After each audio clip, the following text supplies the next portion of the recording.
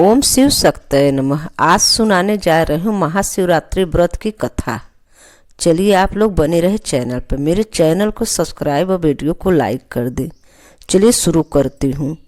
पार्वती जी ने पूछा, हे देवादि महादेव, आप सभी व्रतों में उत्तम व्रत का वर्णन किया है। वैसे मैं अनेक व्रत, दान और तप पूर्ण किए हैं, परंतु फिर भी मेरा संदेह दूर नहीं हुआ। मैं आज आपसे ये जानना चाहती हूँ, ऐसे व्रत को सुनना चाहती हूँ जो सभी व्रतों में श्रेष्ठ और मोक्षदायक हो। शिव जी ने कहा, हे देवी, मैं तुम्हें सभी व्रतों में उत्तम एक गुप्त व्रत सुनाता हूँ। मैंने आज तक किसी से इस बात को नहीं कहा। इस व्रत के प्रभाव से यमराज भी निकट आने की साहस नहीं करते। फाल्गुन मास के कृष्ण पक्ष की चतुर्थी को शिवरात्रि नाम से जाना जाता है। इस दिन किया हुआ व्रत इतना प्रभावशाली होता है कि प्राणी यमलोक को त्याग कर शिवलोक में प्रवेश करते हैं। चलिए कथा सुनाती हूँ। किसी समय मलेच्छ देश में एक जीव हिंसक भील रहा करता था। जीव हिंसा के निमित्त वह सदा वनों या पहाड़ों के निकट भ्रमण किया करता था। उसका शरीर पीला और काला था। वह हाथों में धनुष धारण करता, काला जामा पहनता तथा ये हाथ में गोह के चमड़े और मोजा बांधता था। कमर में तरकस रखता था। वह सदा बाघ, चीता, तेंदुआ, खरगोश, रीछ आदि पशुओं को मारकर अपने कुटुंब का भरण पोषण किया करता था। अनेक पक्षियों को भी वह वध कर डाला करता था। हे देवी, एक बार चतुर्दशी के दिन वह हाथ में धनुष बाण लेकर गंभीर जंगल में जा पहुंचा। उसने वहां पहुंचकर हिरणों को खोजना प्रारंभ किया। हिरणों को खोज के वह भील इधर उधर की दिशाओं में दौड़ने लगा। बहुत परीक्षा करने के बाद वह जब कोई अन्य पशु न मिला तो वह निराश हो गया और सूर्यास्त होने पर एक तालाब के निकट वह जा बैठा। उसने निश्चय किया कि आज रात्रि में मैं अवश्य इस तालाब में जीव मारूंगा। मन में ऐसा दृढ़ निश्चय करके वह तालाब के निकट स्थित एक बल वृक्ष के नीचे बैठ गया। बिल्व वृक्ष के नीचे बैठ गया। उस बिल्व वृक्ष के कोटर में एक बहुत विशाल शिवलिंग पड़ा हुआ था। उस व्याध ने अपने दाहिने हाथ से बेलपत्र तोड़कर शिव जी पर चढ़ा दिया। लिंग पूजा के प्रभाव से कोई भी हिरण उसके हाथ न आ सका। इस प्रकार वह बिलवृक्ष के नीचे रात्रि का पहला प्रहर व्यतीत हो गया। इसके बाद उस तालाब पर एक गाभिड़ी हिरणी पानी पीने के लिए आई। वह हिरणी चिकित दृष्टि से चारों ओर देख रही थी। इसी बीच शिकाय ने उसे देख लिया। उसने अपने धनुष बाण चढ़ाया और साथ ही बेलपत्र तोड़कर शिवजी पर चढ़ा दिया। हिरणी ने भी उस शिकारी को देख लिया। हिरणी ने उस व्याध से कहा, हे महाव्याध, जरा रुक जाइए, तुम्हें मुझे क्यों मार रहे हो? व्याध ने कहा, आज मेरा परिवार भूख से पीड़ित है। मैं तुम्हारे द्वारा उन सबों को भूख शांत करूंगा। शिव जी ने कहा, हे देवी, उस एक पहर की पूजा के प्रभाव से उस व्याध का चतुर था पाप दूर हो गया था। उसने अपने बाणों को थोड़ा समेट लिया और उस हिरणी से कहने लगा कि मैंने अनेक जीवों को मारा है, किंतु आज तक किसी पशु को मनुष्य सा बोलते नहीं सुना। मुझे तुम्हारी बातों में से बड़ा कुतूहल हो रहा है। तुम किस वंश से उत्पन्न हुई हो और कहो कहाँ से आई हो? हिरणी ने कहा, हे व्याध, मैं पूर्वजन्म में रंभा नामक इंद्रपुरी की अस्परा थी। अत्यंत सुंदरी होने का मेरे मन में बड़ा गौरव था।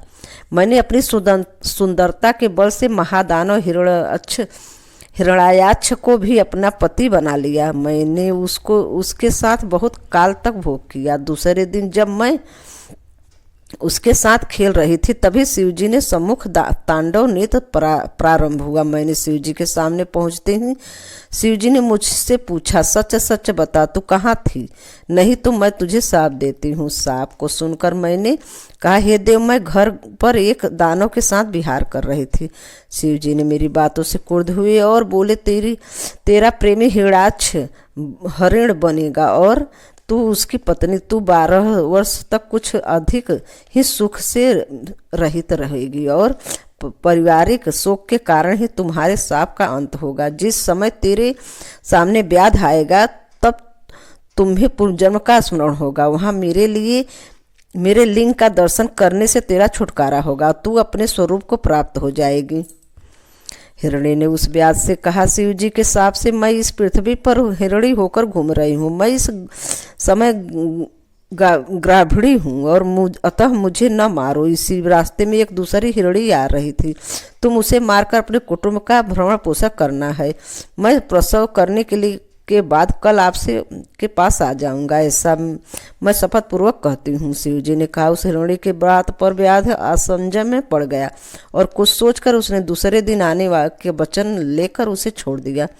उस हिरणी के व्याध के पास पुनः आने के लिए शपथ पूर्वक निम्नलिखित वचन कहे।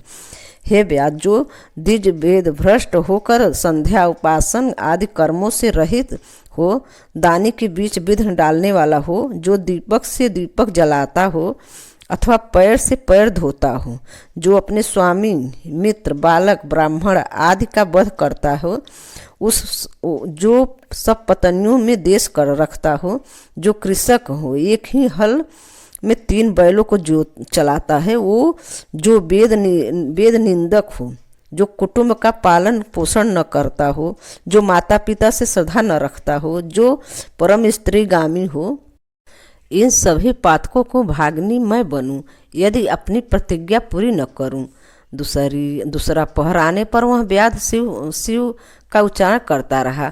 उसे नींद नहीं आ रही थी। इसी बीच तालाब पर दूसरी हिरणी आई। शिकारी ने उस हिरणी को देखकर भी शिव जी पर बेलपत्र चढ़ा दिया और तदनंतर उस शिकारी ने धनुष पर बाण चढ़ा लिया। हिरणी ने उस शिकारी से पूछा, हे धनुषधारी, मैं जानना चाहती हूँ कि इस रास्ते से एक ग्राभिणी हिरणी आई थी अथवा नहीं, आप सच सच बताइए। शिव जी ने कहा। उस हिरणी की बात सुनकर शिकारी चकित हो गया। उसकी बोली से भी पहली हिरणी जैसी ही लगती थी। शिकारी ने कहा कि पहली हिरणी घर चली गई है, अब मैं तुझे मारकर अपनी भूख मिटाऊंगा। हिरणी ने कहा, मैं इस समय कामातुरा हूँ, बिरहानल से तृप्त हूँ, तुम मुझे छोड़ दो। इसी रास्ते एक मृग आने वाला है, उसके द्वारा तुम्हारी तृप्त हो सकेगी। शिव जी ने कहा। उस व्याध ने हिरणी के शपथ लेने के लिए कहा। उस हिरणी ने भी पहली हिरणी की भांति शपथ लिया और वह शिकारी के चंगुल से मुक्त हो गई। वह हिरणी जल पीकर पलायित हो गई और व्याध उसी पेड़ के नीचे बैठा रहा। उसका तीसरा पहर भी समाप्त हो गया। उसने बेलपत्र तोड़कर शिव जी पर डाल दिया। इसके अनंतर वह व्याध एक विशाल लक्ष्य हिरणी को देखा। वह अत्यंत हृष्ट पुष्ट और सुडौल आकार वाला था। उसके मारने के लिए व्याध ने धनुष पर बाण चढ़ा लिया। उधर उस भिखारी की हिरणी ने भी देख लिया। वह अपने मन में सोचने लगा, आज मेरी मृत्यु अवश्य ही होगी। मेरे दोनों हिरणियों को इस व्याध ने अवश्य मार डाला होगा। स्त्री के बिना जीवन व्यर्थ है, क्योंकि पत्नी के बिना धर्मानुष्ठान नहीं हो सकता और न ही सांसारिक सुखभोग ही किया जा सकता है। अतः उसने व्यास से पूछा, हे नरश्रेष्ठ, मैं आपसे यह पूछना चाहता हूँ कि कृपया आप उसका ठीक ठीक उत्तर दें। इसी मार्ग से 2 हिरणियों आ चुकी, तो क्या आपने उन दोनों को मार डाला या वो अपने घर चली गई? हिरण की बात सुनकर व्याध ने अपने मन में सोचा, यह कोई सामान्य हिरण नहीं हो सकता। ऐसा सोचकर उसने विस्मत होकर हिरण से पूछा, वे दोनों हिरणियां अपने घर चली गई, किंतु तुम्हारी दूसरी रजस्वला स्त्री ने तुम्हें मुझे देने का वचन दिया है, अतः मैं तुझे किसी प्रकार भी नहीं छोड़ सकता। शिव जी ने कहा। व्याध की बात से वह हिरण भयभीत होकर उससे पूछने लगा, तुम दोनों हिरणियों को क्यों छोड़ दिया? शिव जी ने कहा। व्याध ने उस सम्मुख हिरणियों द्वारा किए हुए शपथ को उस हिरण ने व्याध ने कह सुनाया। मृग प्रसन्न होकर बोल उठा, हे व्याध, मेरी हिरणियों ने तुमसे जो शपथ किए हैं उन्हें मैं भी दुहराता हूँ, अतः तुम मुझे यहाँ मत मारो। मैं अपनी श्रीमती स्त्री संभोग कर तुम्हारे घर निसंदेह आ जाऊंगा। शिव जी ने कहा। उस मृग की बात सुनकर व्याध कहने लगा, तू तो मुझे बातों में फंसाकर धोखा देना चाहता है, तब मैं तुझे कदापि नहीं छोड़ सकती। उसकी बात सुनकर मृग ने अपनी पत्नियों द्वारा प्रदत्त वचन को व्याध के सम्मुख पुनः दोहराया और कहा, यदि मैं तुम्हारे पास न आऊं तो मेरा सब सत्य नष्ट हो जाए। शिव जी ने कहा, अब तक उस व्याध के सभी कुलुष्ट नष्ट हो चुके थे, इसलिए उसने मृग को बातों को विश्वास करके छोड़ दिया और हिरण उसी तालाब में जल पीकर उसी रास्ते से वहाँ आया था, उसी मार्ग से वापस चला गया। उस समय तक प्रातः काल हो चुका था। बेल वृक्ष के नीचे से बाहर निकलते हुए शिकारी ने अनजाने में बेलपत्र तोड़कर शिवजी पर डाल दिया। शिवजी पूजा के प्रभाव से उस शिकारी के संपूर्ण पाप विनष्ट हो चुका था। भूखा रहने के कारण कि वह निराश भरी दृष्टि से चारों ओर देखने लगा। इतने में ही बच्चों सहित वहां दूसरी हिरणी आ पहुंची। उसने धनुष पर बाण का संधान किया, किंतु इसी बीच अंगतुक हिरणी बोल उठी, हे धर्मात्मन, बाण मत छोड़ो, अपने धर्म का पालन करो, क्योंकि मैं सभी प्रकार से अवध हूँ। शास्त्रों में कहा गया है, सोते हुए राजा को, मैथुन में रत प्राणी को, स्तनपान कर रहे बच्चे को, रोगी और बच्चों से युक्त हिरणी को नहीं मारना चाहिए। उस हिरणी को व्याध से कहा कि यदि तुम मुझे मारना ही चाहते हो तो मैं अपने बच्चों को घर पर छोड़ आऊं तब मारना, यदि मैं न आऊं तो उसी पाप की भागनी बनूं जिससे स्त्रियां स्थापित को त्याग कर पर पुरुष से आसक्त होने पर बांधती है। शिव जी ने कहा, व्याध के मुक्त होकर वह हिरणी अपने बच्चों को लेकर घर चली गई। इधर व्याध भी अपने घर को लिए तेजी से चल पड़ा। घर पहुंचते उसके भूखे बच्चों ने उसे घेर लिया और उसके घर में न तो मांस था न अन्न था। सभी बच्चे निराश हो गए। शिकारी ने अपने मन में बार बार हिरणियों का स्मरण कर रहा था। उतने में उसकी पत्नी ने भी कहा कि तुमने तो आज रात भर व्रत रखकर सभी लोगों को भूखा ही मार डाला। पत्नी की बात सुनकर व्याध ने कहा, हे प्रिय, मैं कल रात से भूखा हूँ, मुझे नींद नहीं आया। कल रात में जो हिरणी और हिरणियों मुझे मिली थी वह प्रतिज्ञाबद्ध होने के कारण मेरे यहाँ आएंगी और तब मैं उनका वध करके परिवार का तृप्त करूंगा। शिव जी ने कहा, हे देवी, वह हिरण व्याध के पंजे से मुक्त होकर अपनी हिरणियों के पास चला गया और उसकी एक मृगी ने प्रसव किया, दूसरी ने संभोगेष्ठा प्रकट किया और तीसरी ने अपने बच्चों से की रक्षा के लिए प्रार्थना की। हिरण ने श्रीमती मृगा की इच्छा पूर्ण करके कहा, तुम सब यहीं रहकर बालकों को देखभाल करना, अब मैं व्याध के पास जा रहा हूँ क्योंकि मैंने उसे वचन दे रखा। शिव जी ने कहा, मृग की बातों से उसकी पत्नियां भी साथ चलने आग्रह करने लगी। वे सब बहुत ही दुखी होकर कह रही थी, पिता, भाई, पुत्रादि सभी समित वस्तु देते हैं, परंतु पति ने अपरिमित वस्तु को प्राप्त होती है। अमित दान भरता विदेही, इसलिए स्त्रियों के लिए पति ही परम गति है। पति के बिना नारी का जीवन सूना है, अतः मैं तुम्हारे साथ चलूंगी और साथ ही मरूंगी। शिव जी ने कहा, उस मृग की पत्नियों ने विरह कातर होकर मारने का निश्चय किया। परिवार के शोकावस्था से वह मृग बहुत ही दुख हुआ और सोचने लगा, यदि वचनबद्ध होकर मैं व्याध के पास नहीं जाया तो धर्म नाश होगा और जाने कुटुंब का अंत हो जाएगा। वह दुविधा में की स्थिति में पड़ गया। अंत में धैर्य धारण कर उसने व्याध के पास जाना ही उचित समझा। इत्यर्थ वह व्याध के आश्रम की ओर चल पड़ा। उसके पीछे पीछे उसकी पत्नियां भी उसका अनुगमन किया। वहां से अपने स्त्री पुत्रों के साथ लेकर मृग उसे भूखे व्याध के पास पहुंचा। मृग ने व्याध से कहा, हे व्याध, पहले तुम मुझे मारो, तत्पश्चात इन सभी को। तुम्हारे बाणों से मरकर आज हम लोग स्वर्ग जाएंगे और तुम्हें किसी प्रकार का पाप भी नहीं लगेगा। मृग की बातों से उस व्याध के मन का अज्ञान दूर हो गया। वह बोला, हे मृग, तुम अपने घर लौट जाओ, तुम्हारी सत्यता से मैं अत्यंत प्रसन्न हूँ, मुझे मांस नहीं चाहिए। तुम मेरे एक बंधु, गुरु और मित्र हो। मैंने आज ही अहिंसा का व्रत बाढ़ तोड़ डाले और उस मृग की प्रतीक्षणा करके उसे नमस्कार किया और स्वर्ग में देवी ने धुंध बजने लगी और पुष्प वृष्ट होने लगा। इतने में एक देवदूत सुंदर विमान लेकर स्वर्ग पर उपस्थित हुआ। उसने शिकारी से कहा, हे महाव्याध, इस विमान पर बैठकर संदेह स्वर्ग को चलो। शिवरात्रि के प्रभाव से तुम्हारे सभी पाप नष्ट हो चुके हैं। शिवरात्रि के दिन तुमने अनजाने में ही उपवास और जागरण द्वारा शिव जी को पूजा कर डाली। हे धर्मात्मा, तुम्हारी इसी नाम से नक्षत्र मंडल में स्थायी निवास होगा। इसके बाद उसने मृग को संबोधित करके कहा, हे मृग, तुम अपनी स्त्री और पुत्रों के साथ इस विमान में बैठकर स्वर्गारोपण करो, अपनी तीनों भार्याओं के सहित नक्षत्र पद प्राप्त करो, तुम्हारे नाम से ही वह नक्षत्र प्रसिद्ध होगा।